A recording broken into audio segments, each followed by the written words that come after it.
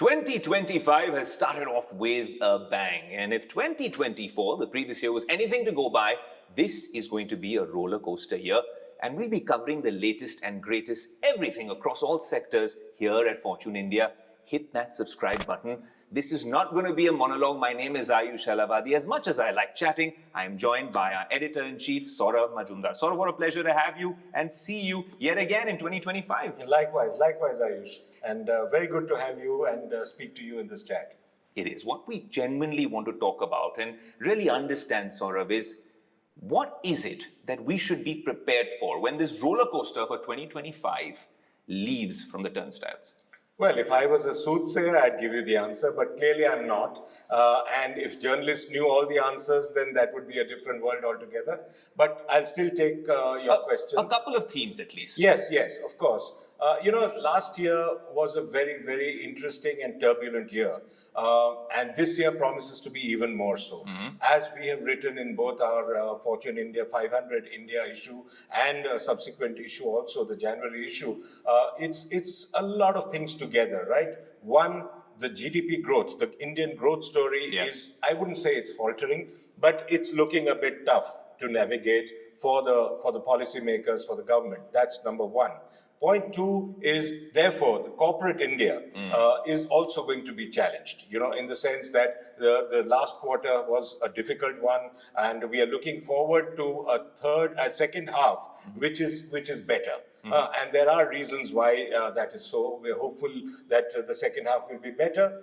But going forward, if you're looking at 2025, I always like to say it's an uncertain world out there. And we've seen it ever since the pandemic hit, right? You may laugh at the term nowadays, it's so often used, VUCA, volatility, uncertainty, complexity, ambiguity. I was almost going to check on Google for that one, but clearly you had that. So I helped you there, but that's fine. But the fact of the matter is, it's a VUCA world.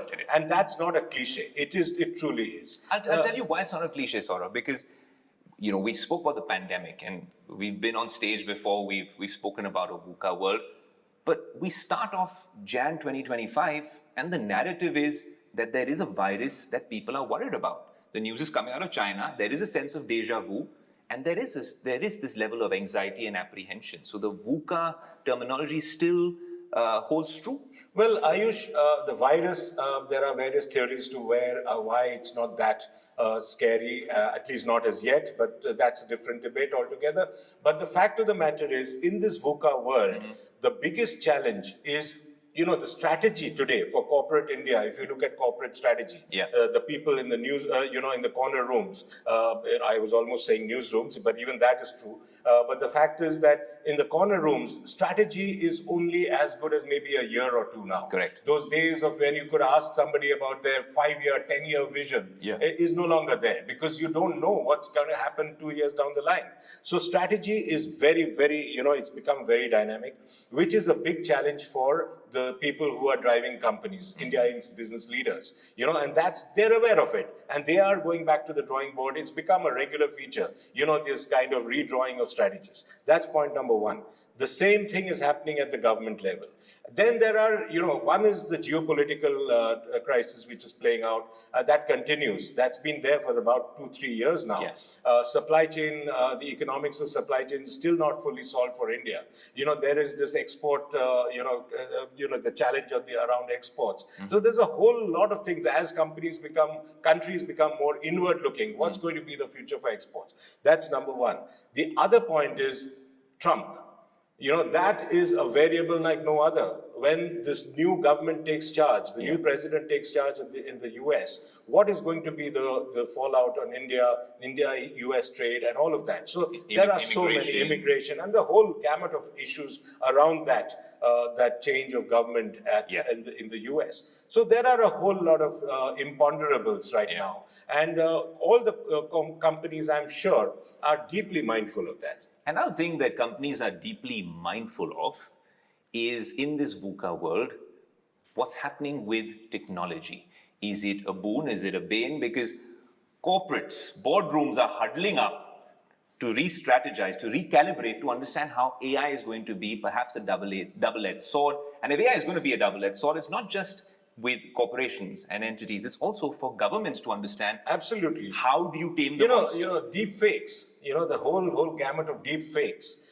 You talk to all the corporate, technology leaders. You know what it is, not just about the deep fake problem, but about the whole use of AI. Is it a boon or a bane? We've talked about it multiple times.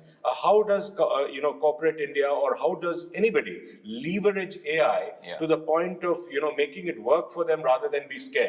Well, just like, when I was a cub reporter in Calcutta and banks were, taking on computers, there was this huge rebellion almost from the trade unions about, digitization and corporate, putting computers in banks. And today you have that is part of life. So those things will come and go. There will be some opposition, there will be some challenges, some fears.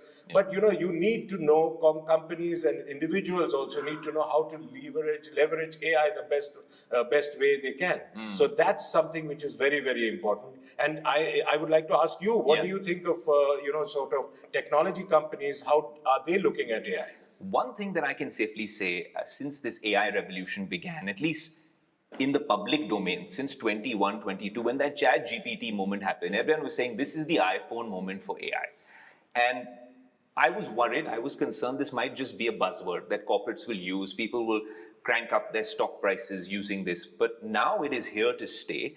The forms and uses that we saw of AI might have changed, but largely we know that it's taking different shapes and forms now, which will be very useful to us at large.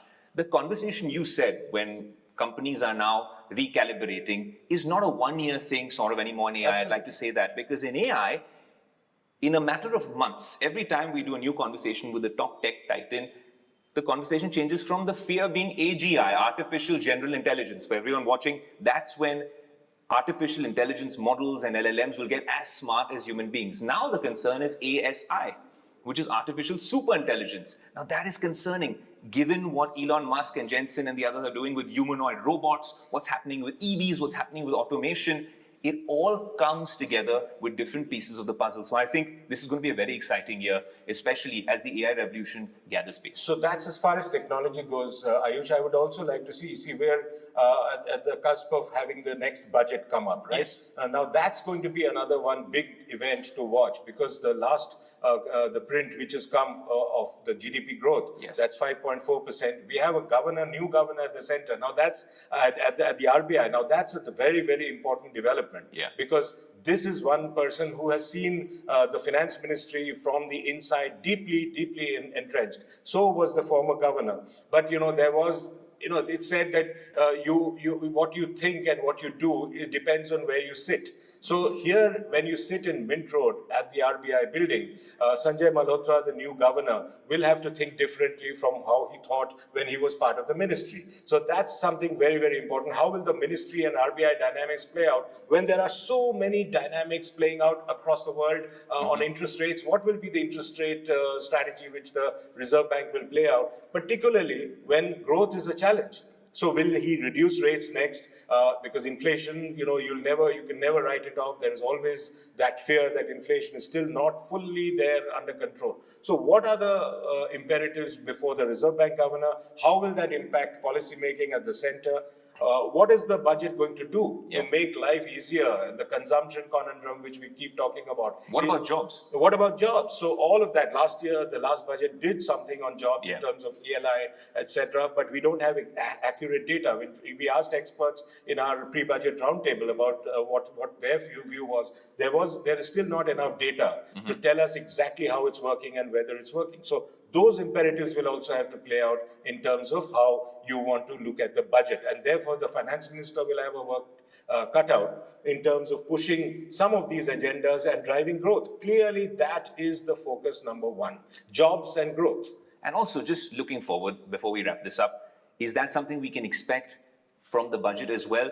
If you talk about some of these disruptions coming our way, reskilling and upskilling the workforce? Absolutely. When you talk about AI, and we see it everywhere. I mean, I see it even in retail when I go to stores. Many of these kids, young kids, wanting to do well, but are not trained enough. They're not skilled enough to sell what they're selling. So these are basics. And then when you have AI and technology, upskilling of that technology from the lower end to the upper end across the value chain is very, very critical. And that's a big, big challenge. I think the government is mindful of that, to be very fair to them. There is a lot of conversation happening around skilling and upskilling, but we need to see action on the ground.